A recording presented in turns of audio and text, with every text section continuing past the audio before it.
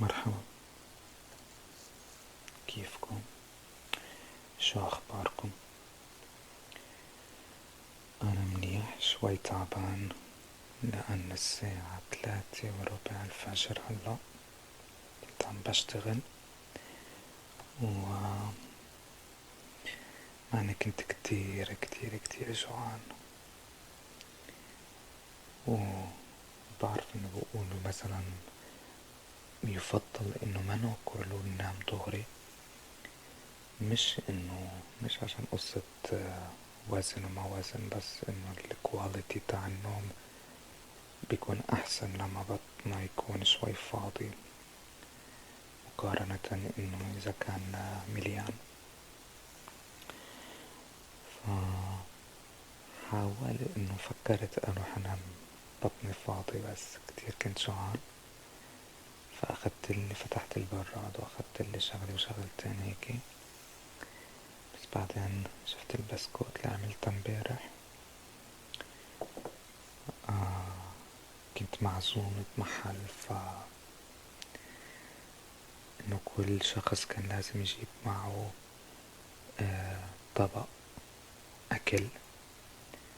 فأنا عملت حلو، بسكوت شوكولات شيب كوكي مع أوريو بقلبها، أكيد سمعانين عنه، تشوفوها كتير على اليوتيوب بحطوه.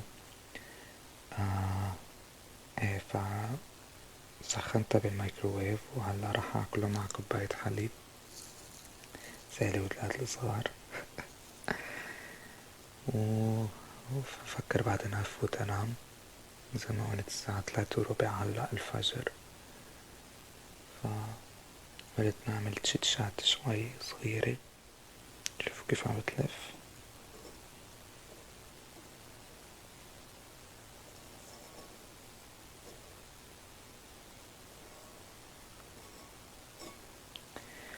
ايه، بحاول اكله بدون ما اطلع الصوت عشان ما ازعجكم.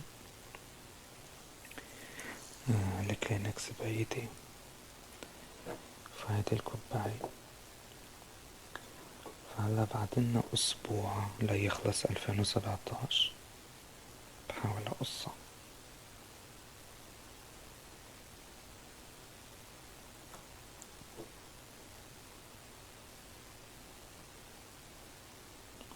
هيدي الاوريو، وهيدي شوكولات شيب كوكي هون. كنت حاطتها بالميكروويف بس بردت شوي بالميكروويف. طبعا هيدا كله بكون سايح، او شوكولاتة بتكون سايحة وسخنة اطيب. تحطوا معها ايس كريم فانيلا هون، تطلع ديليشس.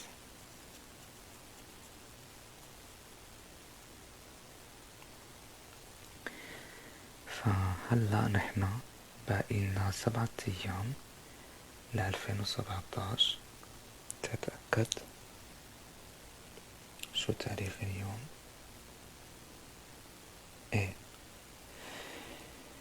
فالتنين الجاي بكون أول جانيوري 2018.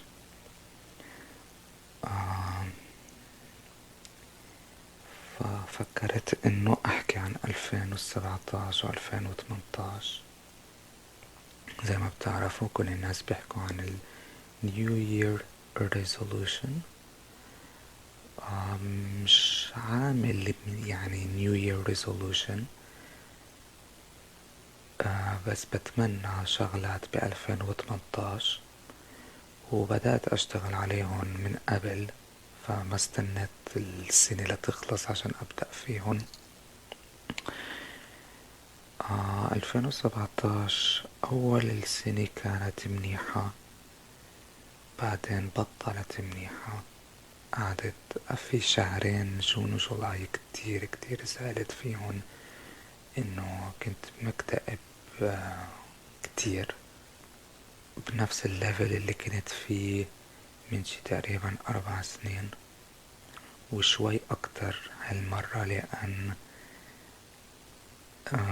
فشلت ببزنس زي ما حكيت لكم بالفيديو اللي اسمه وين اختفى Arabian ASMR. وبنفس الوقت كان في مشكلة تاني كله كان عم بيصير مع سوا، وكانت كمان عم انه relationship break up، مع انه صارت من قبل، بس بتيجي فترات الميموريز بترجع لي، خاصة لما نكون مكتئبين. بصير افكر مثلا بالشغلات اللي عملتها ايه. المهم مش هيدا الموضوع اللي بدي احكي فيه كانت، بس كل على بعضها حسيت 2017 كتير مرقت بسرعة. فلا، اللي عم بتمناه ب2018 أول شي هو الجوي والهابينس، أكون مبسوط وأنسى الماضي. هو هيدا اللي عم بيأثر علي، إني عم ضلني أفكر بالماضي، خاصة لما في الصبح ضلني أفكر بالمشاكل، أو مش بالمشاكل، باللي صار، إنه كيف هيدا صار وهيك صار. فب2018 ناوي أعمل كذا شي، مش رح أحكي عنهم هلأ. أنا من النوع اللي بفضل ما أحكي شي إلا ليصير، مش عشان إنه حسد. في ناس مثلا بيقولوا حسد، أو في ناس تانيين بيقولوا لأن الناس ما رح يكونوا معكم، إنه رح يكونوا ضد الفكرة. بس لا، أنا عم لاحظ إنه كأنه لما أخبر الشغلة ما بتزبط. في كمان لاحظت بحالي من زمان، وسمعت التيد توك. في تيد توك واحد عمل لكتشر بيقول انه الثيوري المشهورة انه الناس مثلا بيقولوا خبر اللي حواليك شو بدك تعمل، وهيك بتصير تعمله، لأن بدكش ترجمي انك او انك غيرتي رأيك او انه وقفتي. بس بيقولوا انه لو قلتي للناس او قلت للاشخاص شو ناوي تعمل، عقلك الباطن بيفهمك كأنك عملتها، وبيعطي لك الساتسفاكشن كأنك عملتها. فالدوبامين، الليفل الدوبامين بيطلع، فبتجي لك الإحساس الحلو اللي بتحسه لما تعمل الشغلة. فبيصير إنه مجهودك بيقل والطموح بيقل، لأن أخذت الدوبامين شوت بتاعك. ففي ناس يمكن يقولوا لا، أنا بحسها إنه ممكن مظبوطة.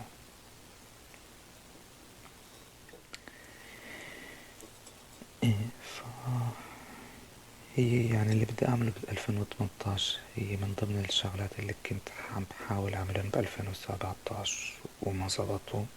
في أشياء زبطوا، فرح كملهم ب2018. طبعا ما عم بحكي بس بزنس، عم بحكي كل شي. رفيقاتي، يعني بتمنى إنه الصحبة إنه تتقوى مرة تاني. لما جت الفترة اللي مكتئب فيها، مش بس الشهرين، أنا عنه صار لي سنين، كنت كتير إنه طنش رفيقاتي. طنش تقريبا بالحالتين، إنه literally طنش، يتصلوا فيي ما أرد الأسبوع اللي بعده، أو على التكس، حتى التكس كان صعب أبعتلن.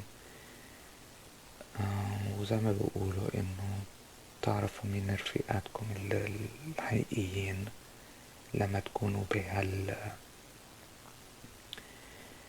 بهالأيام rainy days، شو الأيام الشتوية يعني، ما بعرف إذا بتنقال بالعربي. فإيه، انه في رفيقات بعدني بحكي معهن، بس الصحبة حسيت انه بطلت زي زمان. آم، يمكن مخي هيدا بس في بعضهم ايه حسيتهم مثلا بطلوا يعزموني، ويعني ما بلومن لما الشخص يضل يقول لا لا او يطنش او يقول ايه واخرتها ما يجي. بعرف انها حركة ما حلوة وما كنتش انبسط بحالي لما اعملها، بس ما كانت بايدي. كنت احاول امرار يعني اعصب لاني ظاهر لاني معزوم، تخيلوا. ففي فترات انه اقولن ايه وبنفس اليوم ما اجي. وبعرف انه بعضهم كانوا يتضايقوا مني، خاصة واحد رفيقي كتير قريب.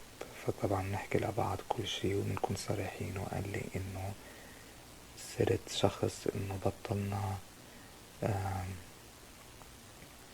كيف بنقول، اجت الكلمة وراحت.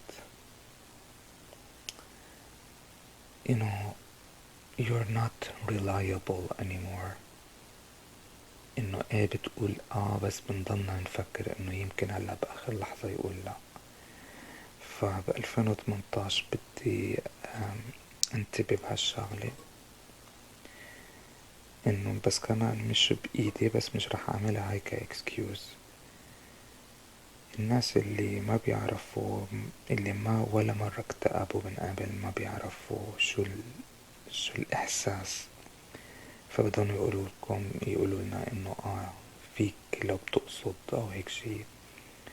في وحدة قالت لي فهماني، بس كمان يعني فيك تشد حالك وهذا انه تيجي او هيك شي. فقلت لها، او يمكن ما قلت لها، بس انا بطلع انه اذا ارد على التكست او ارجع اتلفن لحدا صعب كتير كتير كتير. مفكرتني انه رح يكون ناوي البس واظهر واحكي مع ناس واضحك وهيك. لا.